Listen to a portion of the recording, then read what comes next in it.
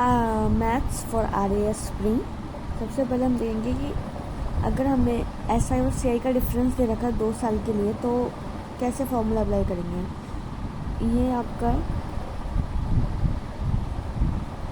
ठीक है मूलधन जो है that is difference for 2 years, ठीक है।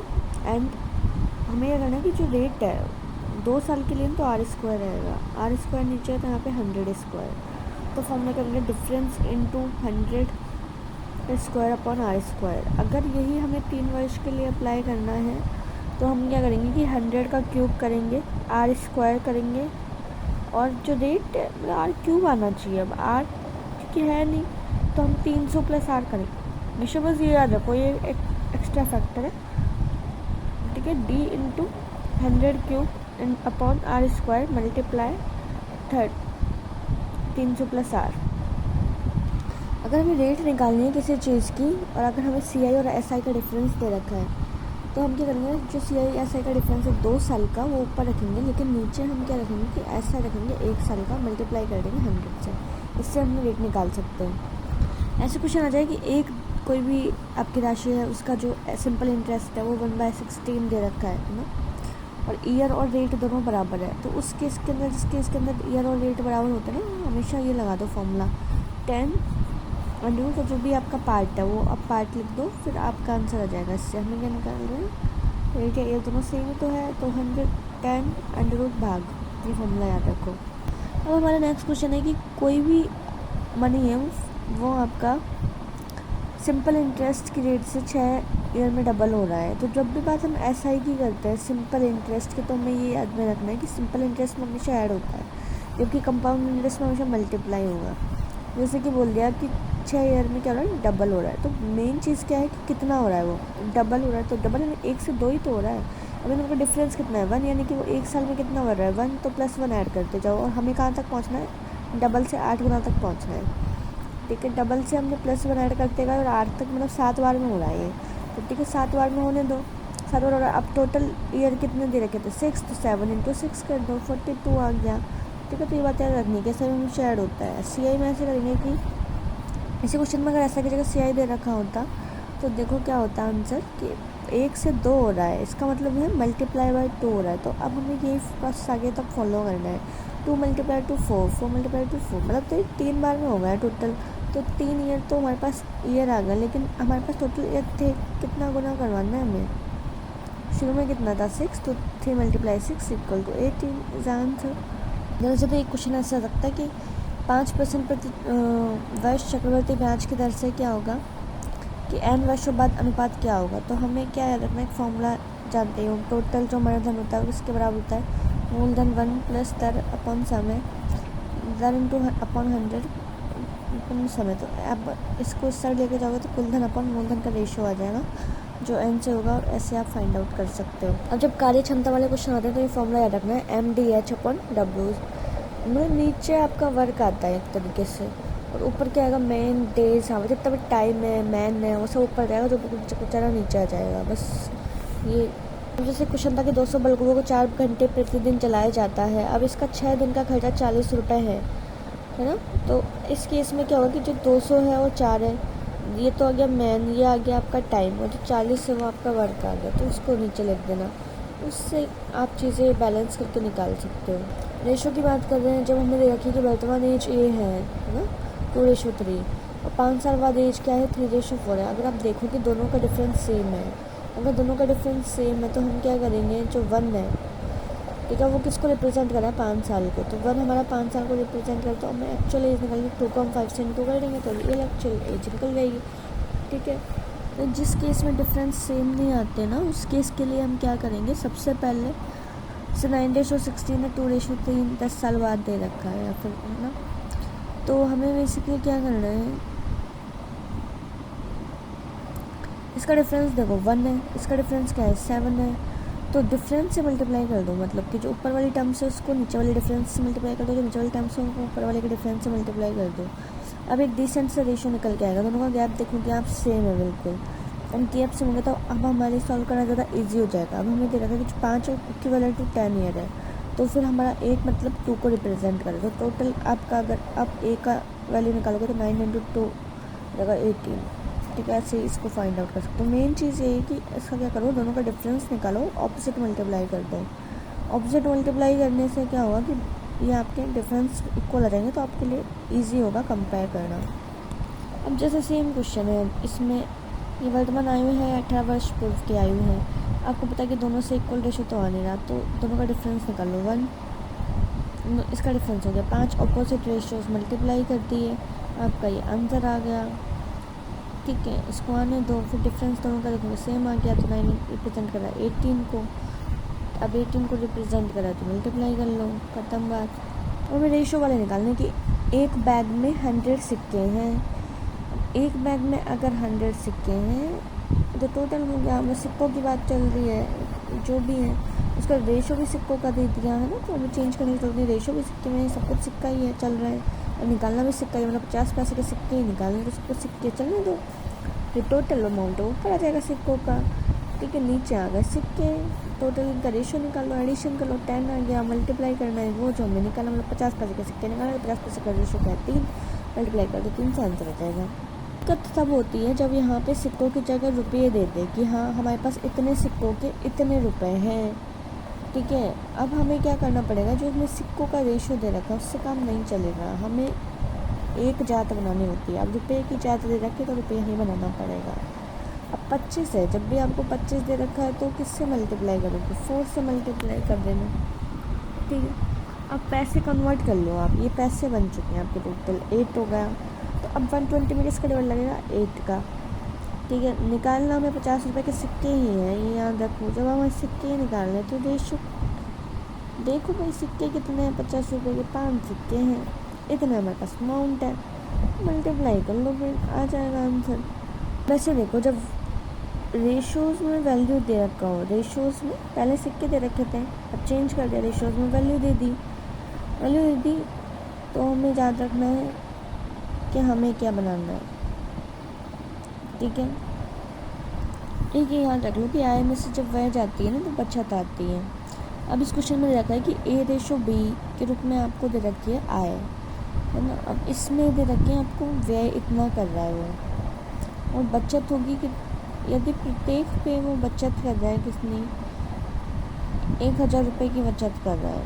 अब जैसे इसको इधर ले जाओ, इधर ले जाओ, बात देखिए, यानी कि आय में से अगर बचत माइनस कर दोगे तो व्यय आ जाएगा, सेम कॉन्सेप्ट है, हाँ अप्लाई होता है। अब आय है तुम्हारी 5x 4x, ठीक है। अब इसमें से बचत माइनस कर दो, 1000 माइनस कर दिए, रेशो में क्या जाएगा 4:3, ऐसे करके आप आंसर निकाल सकते हो, एक्स की वैल्यू निकाल लो, ऑप्शन सेटिस्फाई करवा देना। मिश्र धातु वाले क्वेश्चन है भाई, टिन का रेशो ये है, लोहे का रेशो ये है, ठीक है। अब मिश्र धातु बनानी है तो मैं टिन और लोहा मिलाना है, उसमें रेशो ये होता है, ठीक है। तो ऐसे क्वेश्चनों में क्या करते हैं हम कि जो एडिशन करते हैं, सबसे पहले ये रेशो लिख लिया हमने दोनों के, उसके बाद 1 और 2 का एडिशन 3, 2 और 3 का एडिशन 5, ठीक है। मल्टीप्लाई कर दिया दोनों को, मल्टीप्लाई करने के बाद हमारे टोटल रेशो क्या 3:4, तो भैया इसको भी तो कहीं यूज़ लेंगे, तो मल्टीप्लाई कर दो 3:4 से, ऊपर अलग रेशो आएगा नीचे अलग रेशो आएगा, दोनों को जोड़ देना, जोड़ के आएगा तेरा ratio 22, that is the final answer, ठीक है। अब जैसे ये क्वेश्चन है कि 40 लीटर आपके पास अमाउंट है, अब 40 में क्या इतना मिल्क है इतना वाटर, 4:1, उसके बाद हम कितना वाटर और मिला दें कि इसका जो रेशो है वो 2:3 हो जाए। अब मिल्क में तो एक और देखो हमें मिलाना क्या है वाटर, तो मिल्क एज इट इज़ रहेगा, मतलब मिल्क में कोई चेंज है ही नहीं, तो अगर मिल्क में कोई चेंज नहीं तो मिल्क का रेशो भी सेम होना चाहिए ना हमारे पास, तो मिल्क का रेशो सेम बनाओ, मिल्क का रेशो सेम बना दिया, मल्टीप्लाई कर दिया 2 से, है ना, किसी से भी मल्टीप्लाई कर लो, फिर देख लो डिफरेंस आ रहा है 5, वाटर का डिफरेंस 5 है। अब हमें ये देखना है कि चलो वाटर 5 है, टोटल लीटर 40 है, तो ये टोटल अमाउंट कितना हो गया 5 है, तो मतलब ये एक जोड़ा हो गया, जात से जाती कट गई, 40 से हमने एक छोटा रेशो निकाल लिया 45, अब टोटल डिफरेंस कितना है 5, तो ऐसे करके हमें 40 अमाउंट लिख रहे हैं, वो ये टोटल वाटर है जो वाटर आपका काम आएगा, मतलब जो आपका आंसर है। मैं क्वेश्चन है कि किस रेशो में ए और बी को मिलाया जाए कि जो नए मिश्रण है उसमें दूध और पानी की मात्रा क्या रह जाए, आधी आधी रह जाए। फाइनल रिजल्ट रिप्रेजेंट कर रहा है कि आधी आधी रह जाए, इसका मतलब ये है कि ए और बी में मिल्क वाटर क्या था 4:3 दे रखा है, ठीक है। बी वाले में 2:3 दे रखा है और टोटल फाइनल रिजल्ट 1:1 दे रखा है। ऐसे केस में क्या करते हैं भैया, इनका एडिशन अलग लिख दो, इनका एडिशन अलग लिख दो, इनका एडिशन अलग लिख दो, सबका एडिशन लिख दिया। अब उस केस के अंदर हमें क्या करना है कि जैसे अगर हम इसका फाइंड आउट करें तो इसको ही छुपा लो, मल्टीप्लाई कर दो 5 × 2 10, 10 को मल्टीप्लाई कर दो 4 से, 10 × 4 40 आ गया। ऐसे जब हमें ये निकालना है तो इसको छुपा लो, क्या हो जाएगा 7 दूनी 14, 14 दूनी 28 हो गया। अब हमारे पास टोटल रेशो कितना भाई, ये 7 है 5 है, 7 5 35, ये बीच का मिडिल रेशो हो गया। अब इसमें डिफरेंस कितना 5 का, इसमें डिफरेंस कितना 7, तो हमारे पास आंसर क्या आ गया, तो 7:5 वो अमाउंट है। अगर हम वो मिला दें तो फाइनल आंसर क्या आ जाएगा, 1:1 आ जाएगा। उसके बाद हमें प्रोबेबिलिटी में कार्ड्स वाली चीज़ याद रखनी, टोटल कार्ड्स 52 होते हैं, 2 से 10 तक क्या होंगे, नंबर कार्ड, जे क्यू के क्या है, फेस कार्ड है, एस वाले 4 होते हैं। प्रोबेबिलिटी देख लो 0 से 1 तक होती है। रेड और ब्लैक में देखोगे 13 13 13 13। रेड वाले क्या होते हैं, डायमंड और हार्ट, इधर कहते हैं स्पैड और क्लम्प। उसके बाद हम देखेंगे 500 का योग, तो 500 के योग में देख लो जो बीच में नंबर 7 उसका आंसर क्या होता है 6, है ना। ठीक है, उससे ऊपर देख लो 1 से लेकर क्या 6 तक एक्स्ट्रा चलता है, 2 है तो 1, 3 है तो 2, 4 है तो 3, 5 है तो 4, 6 है तो 5, ऐसे 7 है तो 6, और 7 वाला 6 से डिक्रीज होना शुरू कर देगा, डिक्रीज होना शुरू कर देगा। जैसे 8 है तो 5, 9 है तो 4, 10 है तो 3, ठीक है, 11 है तो 2, 12 है तो 1, सिंपल थिंग। ऐसे भी याद नहीं रहे तो ये देख लेना, जो नीचे वाले हैं इनका सम हमेशा 13 रहने वाला है। तो 8 में से 13 में से माइनस कर लो, 5 इज़ अ कॉम्प्लीमेंट। 9 है तो 13 में से माइनस कर लो 4, 10 है तो 13 में से माइनस कर दिया 3, 11 है 13 में से माइनस किया 2, 12 है 1 आ गया। इसके अंदर जो सबसे बेहतरीन क्वेश्चन बनता है वो यही बनता है कि अगर 2 500 का एक पूर्ण वर्ग दे दिया है ना, तो पूर्ण वर्ग आ जाए तो 2 ही नंबर होते हैं हमारे पास 4 या 6, और 4 आने की पॉसिबिलिटी कितनी है 5, 4 आने की पॉसिबिलिटी है 3, एंड 6 आने की प्रोबेबिलिटी है 4, सॉरी इधर इज़ 9 है ना, 9 आने की प्रोबेबिलिटी आपकी 4 है। तो टोटल कितना हो गया 7/36। Leap year non leap year समझ लो, लीप ईयर में टोटल हो गया 365, यानी कि टोटल कितने होंगे 52। एक बच गया, 1-2 दिन बचेगा इसके अंदर। तो लीप ईयर वाले में 2 डेज बचते हैं, तो अगर हम उसमें संडे की प्रोबेबिलिटी निकालेंगे तो 1/7, और इधर अगर हम संडे की प्रोबेबिलिटी निकालना चाहते हैं तो 2/7 आ जाएगा। संडे नहीं आने की प्रोबेबिलिटी इधर कितनी है 6/7, लीप ईयर में कितनी होती है 5/7, संडे नहीं आने की प्रोबेबिलिटी। यानी कन्फ्यूजन भाई, एक मशीन है, इसमें अवमूल्यन हो रहा है, मतलब डिक्रीज, एक तरह से लॉस 10% का हो रहा है ना। इसको 3 वर्ष पूर्व खरीद लिया गया था, अब इसका वर्तमान मूल्य निकालना है, तो भाई जितने ईयर दे रखे ना उतनी बार इंटू करना पड़ेगा, सीधी बात। और अवमूल्यन 99 इंटू करके निकाल दो। ऐसे ही इधर नगर पॉपुलेशन वाला आता है, इसमें 5% की दर से बढ़ती है, तो एडिशन करेंगे 105 है, ठीक है। अब उसमें मेन चीज़ क्या 2 बार शुक्ल 2 बार मल्टीप्लाई कर दो, निकल जाएगा। देखो एक फॉर्मूला याद रखना है, आय खर्च और बचत, आय खर्च और बचत। एक व्यक्ति अपने यहाँ 75% खर्च कर रहा है भाई, आय मान लो 100 रुपये है, इतना इसने खर्च कर दिया, बच्चा कितना 25। उसके बाद उसकी आय में 25% और व्यय में 10% की बढ़ोतरी हो गई भैया। इसका बढ़ाना है 20%, 120, और 75 का क्या होगा 10% घटा ना, तो इसका घटाओ, ठीक है। अब इन दोनों में से माइनस करके ये निकाला ना, बचत ये आ गई, ठीक है, बचत ये आ गई। उसके बाद इन दोनों का डिफरेंस ले लो, डिफरेंस आ रहा है 25, ठीक है, 12.5 आ गया डिफरेंस। और आपको रियल में कितनी दे रखी है 25% खर्च और बचत 25 आना चाहिए, और पर 25 से कितना बढ़ रही है वो हमें पता करना है। तो 25 से ही जो बढ़ी हुई बचत है वो निकाल लो, मल्टीप्लाई 100 करो, 50% बचत बढ़ रही है। इस तरह से क्वेश्चन कर सकते हैं। केंद्रीय पद्धति का माप होता है गणितीय माध्य होता है, स्थिति माध्य, जो गणितीय माध्य होता है वो कहता है AM HM एन, स्थिति माध्य क्या होता है मीडियन और मोड। 10 भुज में विकर्णों की संख्या क्या होती है n(n-3/2)। हाथ मिलाना क्या होता है n(n-1/2) वाला हाथ मिलाना, वस्तुओं का आदान प्रदान n(n-1)।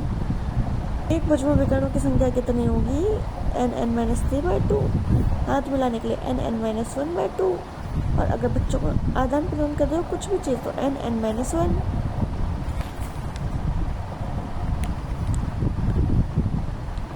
क्वेश्चन में देखो भाई, इसमें रॉयल्टी पे 13% खर्चा हो रहा है ना, और प्राइमरी पे 25%। जो भी खर्चा हो रहा है मुझे मतलब नहीं है, मुझे तो टोटल दे रखा है ये रॉयल्टी का खर्चा है और मुझे ये निकालना है।